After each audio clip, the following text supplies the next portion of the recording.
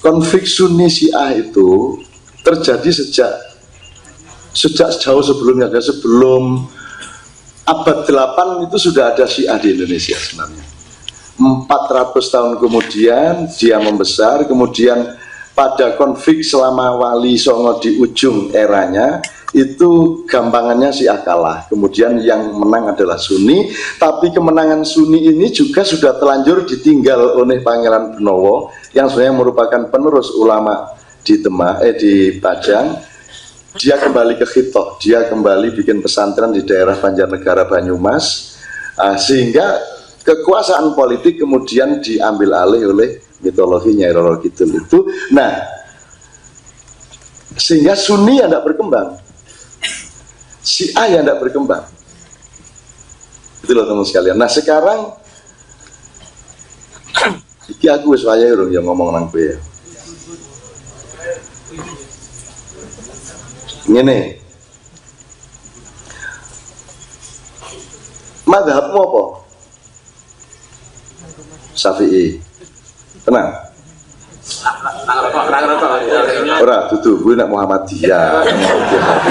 Nek Muhammadiyah itu ada 3 macam. Yang Syafi'iyah tidak ngerokok, Malikiyah ngerokok.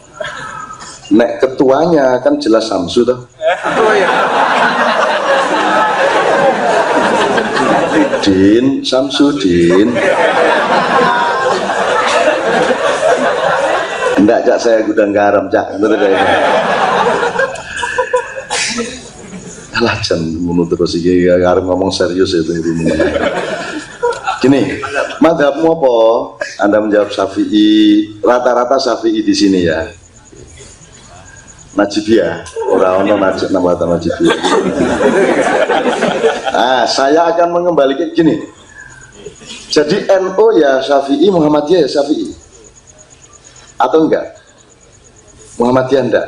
Nah, Muhammadiyah itu enggak ikut 4 mazhab. Kalau secara internasional ada mazhab lain yang sebenarnya bukan mazhab, yaitu Wahabi. Wahabi sendiri tidak mengklaim bahwa dia mazhab, tapi dia sangat kuat sekarang ini bertentangan dengan Syiah, kan itu ya. Nah, saiki NU Muhammadiyah ini sub madhab atau madhab, kan itu pertanyaannya. Madhab, NU satu madhab. Enggak, NU kan jelas Syafi'i Sunni. Gitu. Nek Muhammadiyah tidak ada rujukan ke madhab manapun, kan gitu kan? Apa? Bermadhab Muhammadiyah sebagai madhab. Ya ora apa-apa, wis ora apa. Ya ora penting, sing penting ngene lho cara berpikire. Kemarin di Padang Bulan tuh gini. Coba yang orang Jawa angkat tangan. Oke. Yang bukan Jawa, Sunda Mas. Terus yang selain Jawa Sunda orang mana ya? Mas mana Mas? Madura, sip. Medunten sampeyan. Wong medunten sampeyan. Selain Jawa, Sunda, Madura, satu lagi coba. Mana Mas? Kalimantan mana Mas? Balikpapan. Berarti kalau ngomong suku misalnya itu suku apa? Dayak ya Mas ya. Oke, sip ya. Oke. Ini saya mau tanya. Bunyi ayam jantan berkokok kalau di Jawa? Oke, sekitar itu orang kukruyuk, sekitar itu ya. Kalau Sunda Mas? Kongkorongo apa kongkorongo? Pokoknya ada unsur ong ngono ya. Nek Jawa ukuk gitu ya. Oke. Nek Madura Mas? Mas?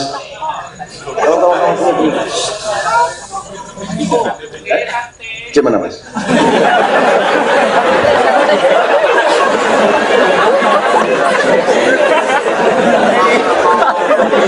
Ini serius. Ini kita melakukan pendidikan kepada diri kita sendiri ya. Kokorono.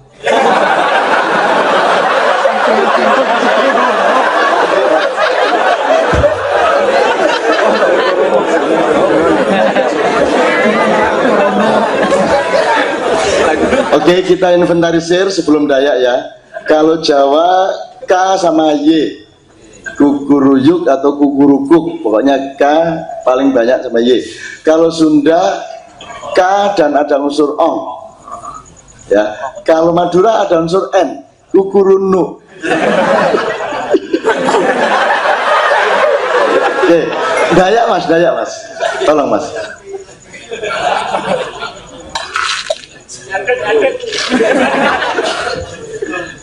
Berhubung Balikpapan itu ada mazhab Bugis, Banjar, Dayak, kayaknya ikut Indonesia aja. Kukuruyuk sama kan, nggak, kalau di Kalimantan Timur itu kalau nggak sampai pedalaman, kalau di kotanya kayak saya kan, makanya saya nggak pulang kampung, pulang kota, jadi masih sama kukuruyuk. Oke, ada versi lain lagi enggak? Angkat tangan. Kalau Barat ada yang tahu enggak? Ke kita itu kalau di Jerman, di Belanda, di Inggris itu bunyi ayam atau pada umumnya di Barat apa? Siapa yang tahu? Yang sering yang belajar bahasa Inggris kan mestinya tahu.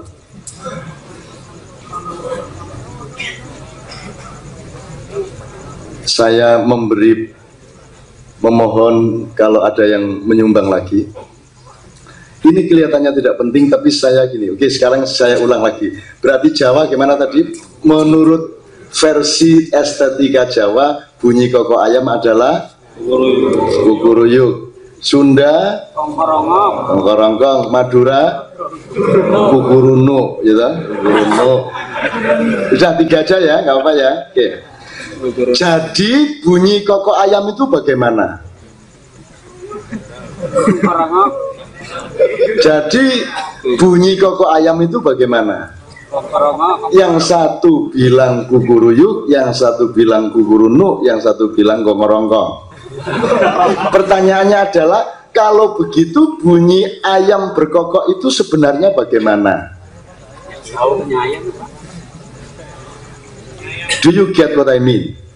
Apakah Anda mulai ngerti apa yang saya maksudkan? Teman-teman sekalian, Ahlu sunnah wal jamaah itu ya kukuruyuk itu. Syiah itu ya kukurunu itu. Madhab-madhab yang bermacam-macam itu ya sekitar kongkorongkong itu. Jadi itu semua adalah versi atau menurut, kan gitu kan?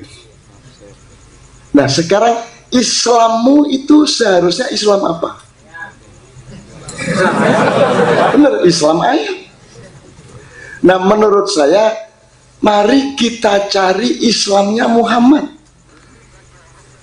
Jadi Muhammadiyah itu baru hebat kalau dia tidak Muhammadiyah, tetapi dia menyarankan anggotanya untuk mencari Islamnya Muhammad. NU mencari Islamnya Muhammad, Syiah Sunni mencari Islamnya Muhammad. Jadi proses mencari, proses ijtihad. Betul enggak? Karena kalau Anda menyangka koko ayam bunyinya kukuruyuk, salah. Betul enggak? Kalau tidak percaya tanya sama orang Madura, lu tidak bisa kukuruyuk. Kok kukuruyuk? Haram sampeyan. Apalagi itu kongkorongkong bid'ah itu. Ngerti? Jadi teman-teman sekalian, mari kita berendah hati satu sama lain. Itu semua adalah Islam according to, Islam menurut. Nah mari kita bareng-bareng dengan NU, Muhammadiyah dan golongan apapun, mazhab apapun, bersama-sama bersatu mencari Islamnya Rasulullah Muhammad SAW. Mencari tok, mendekat tok sudah baik, meskipun tidak pernah ketemu beneran. Bagaimana ketemu, wong jalurnya terlalu banyak juga. Hadis itu jumlahnya sekitar 850.000. Ya, oke lah, katakanlah 800.000. Coba betapa relatifnya pengetahuan kita untuk mengenali atau sampai kepada Islam yang sejati. Maka tidak punya jalan lain kecuali kita tidak mengkafir-kafirkan satu sama lain, tapi bekerja sama untuk mencari kebenaran. Betul nggak?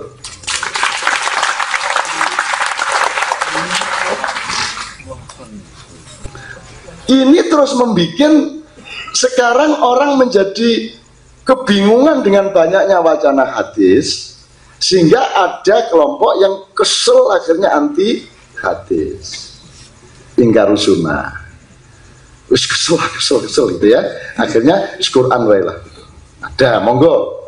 Yang penting dalam rangka mencari Islamnya Rasulullah, kan begitu. Wong kalau tidak ketemu Islamnya Rasulullah, itu cukup niru kelakuannya Rasulullah, ya insya Allah ya cukup kok. Betul nggak Mas?